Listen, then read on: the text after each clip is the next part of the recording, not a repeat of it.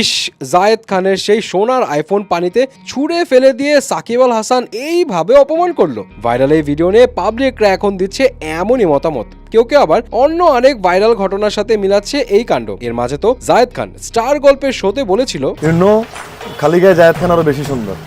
আচ্ছা, আর এই গরমে জায়েদ খানের সুইমিং পুলের ছবি দেখে অনেকেই ধারণা করেছিল হয়তো খালি গায়ে জায়েদ খান তার সৌন্দর্য দেখাতেই সুইমিং পুলে এমন লাস্ট সময়ে ছবি তুলেছিল, যেটা হয়েছিল আবার হেভি ভাইরাল। কিন্তু এখন সাকিবের মোবাইল ছোড়া ভিডিও দেখে অনেকেই মনে করছে হয়তো জায়েদ খান তার খালি গায়ের সৌন্দর্য দেখাতে নয়, বরং তার আইফোন খুঁজতে গিয়ে সুইমিং পুলে ডুব দেয়, এন্ড তারপর ক্যামেরায় ধরা পড়ে যায় তার সুইমিং পুলে অর্ধ নিমজ্জিত ছবি। এখন প্রশ্ন হলো, কেন সাকিব আল হাসান এভাবে জায়েদ খানের মোবাইলটা ছুঁড়ে মারলো? এবং অনেকেই এই প্রশ্নের উত্তর খুঁজতে গিয়ে ধারণা করছে যে জায়েদ খান মাঝখানে তার রোলেক্স আইফোন নিয়ে যে ভাব দেখাচ্ছিল।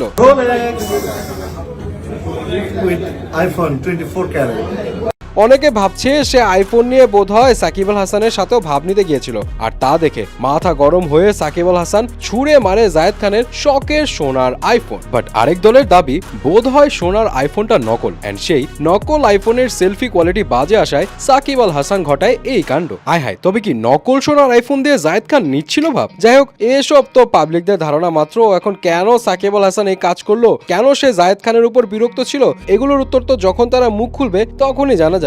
কিন্তু আপনাদের কাছে আসল কারণটা কি মনে হয়?